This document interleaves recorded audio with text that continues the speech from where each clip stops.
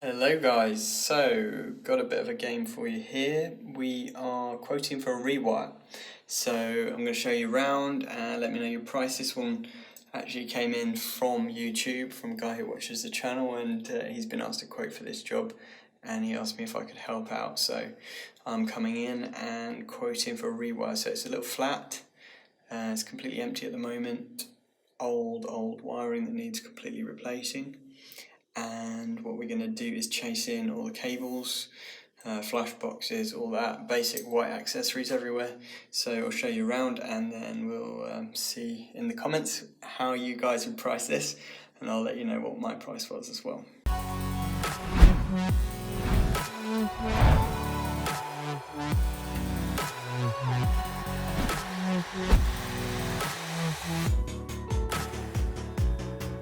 We've got the hallway here. Switch. There's two switches here for some reason. I think one is the internal light. What was that? It must be an outside light. Yeah, it's an outside light. So inside light, outside light in the hallway. Bathroom. So we've just got bathroom, which we're just going to put a normal LED IP rated circular sort of bulkhead type fitting. There is a shaver socket in here at the moment, so we'll put a shaver socket in to replace that. That's about it really in the bathroom. Then we go through here. We've got the first bedroom here on the left, so just a normal light pendant, and we're going to have, I think, 4 double sockets in here, so probably just one in each corner roughly. I think they'll probably be ripping out all these cupboards, so we'll need to get those ripped out before we can do the work. Light switch by the door. Then we'll go, what we've got in here, immersion heater cupboard where there's no immersion heater anymore. We've just got an old switch fuse connection unit down here which is not in use anymore, so we can get rid of that old cabling for that. Might be, let's see, kitchen. We've got the old cooker point here. So obviously it's going to need a new cooker point. We don't know the exact layout of the kitchen yet, but basically it's going to need a couple of under unit sockets for cooker, and not cooker, washing machine, dishwasher, fridge, something like that. And then probably a couple of sockets above the units for kettle and all that jazz. This is the old cutout. Amazing. 3-phase incomer here, which is quite unusual for a little 2-bedroom flat. Got the old meter here, Henley block with some nice single insulated tails there. Old metal consumer unit there with a pyro going out the top, MICC cable going out the top, which goodness knows what that's doing actually. It's quite bizarre. Yeah, but it seems like there's a feed coming out from this phase going off somewhere else as well. So it looks like it might be some kind of looped through supply where basically the incomer here does not only this flat but another flat. So we might have to be careful about that. Got a little old consumer unit here, probably they added something later on. Not quite sure what that is, but anyway, tidy all this up. RCBO consumer unit.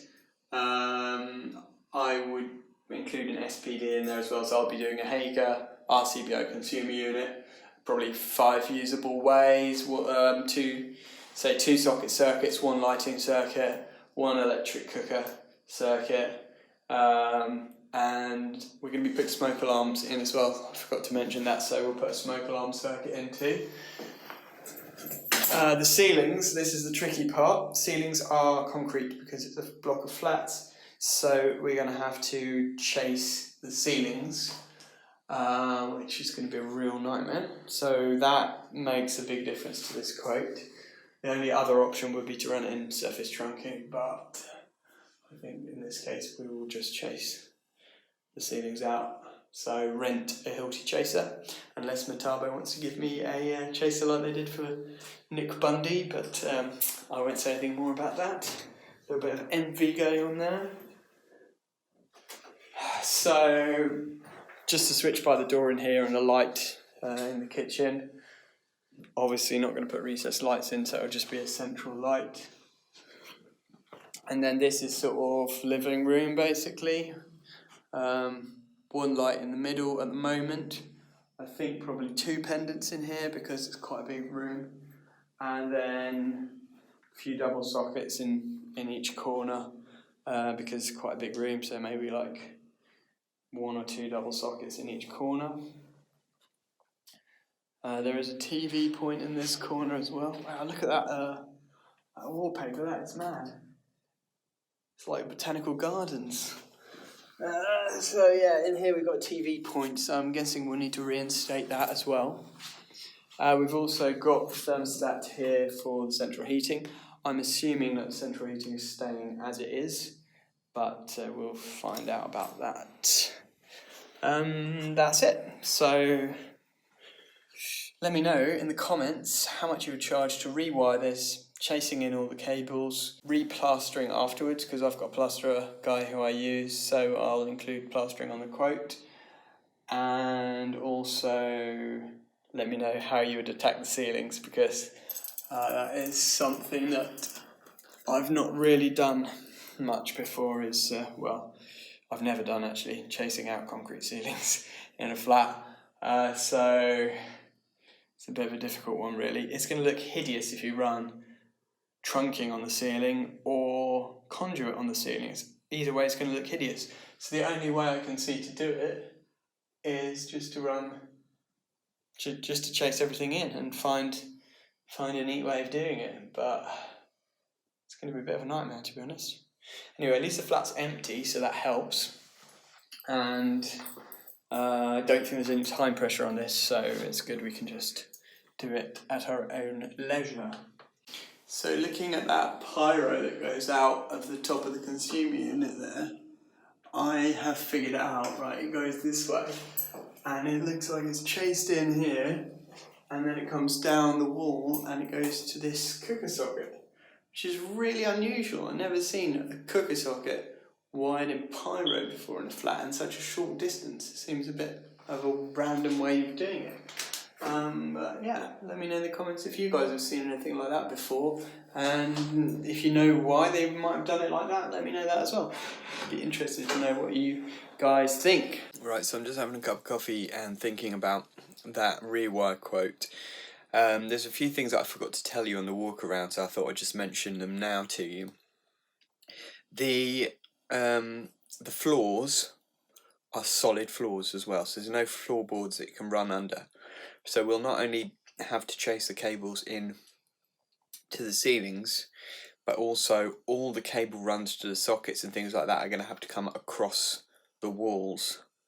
So probably horizontally in the top corners of the walls in order to drop down to each socket, back up, etc. Same for the switches. There's no floorboards that we can run under. So that complicates things as well. So this is going to be a bit of a nightmare of a job. It'll be great when it's done, because we'll hide all the cables and it'll look awesome, but it's a lot of work. So what I've quoted for, a couple more things before I say that. Fan in the bathroom, I forgot to mention that. So it needs a fan with a run-on timer, so we'll have to core drill through the wall, put a vent on the outside, run in cabling for that. That's pretty much it, I think. Pricing wise, I've allowed for 10 days labour. That's for me. Just for the installation. I'll probably get a labourer to do a load of the chasing, hire a Hilti chaser. I reckon probably at least 3 days just to do all the chasing, chop in all the boxes, etc. It's a lot of work, so I've quoted it at 13,000, including VAT. which is I think about 8 grand plus VAT for the electrical side, and then 3 grand plus VAT for the plastering, because basically the whole flat's going to need plastering afterwards. So that's a fair amount of work for a plasterer to come in and plaster the whole flat as well. So yeah, total I think it was about 11 grand something plus VAT. So that's my price. Now, if they go ahead with it, I'll be very surprised, to be honest. The other guy who asked me to quote for this, he's quoting them for surface mounted in trunking, and basically he wanted me to do a quote for chasing everything in as a comparison when they see the difference in price.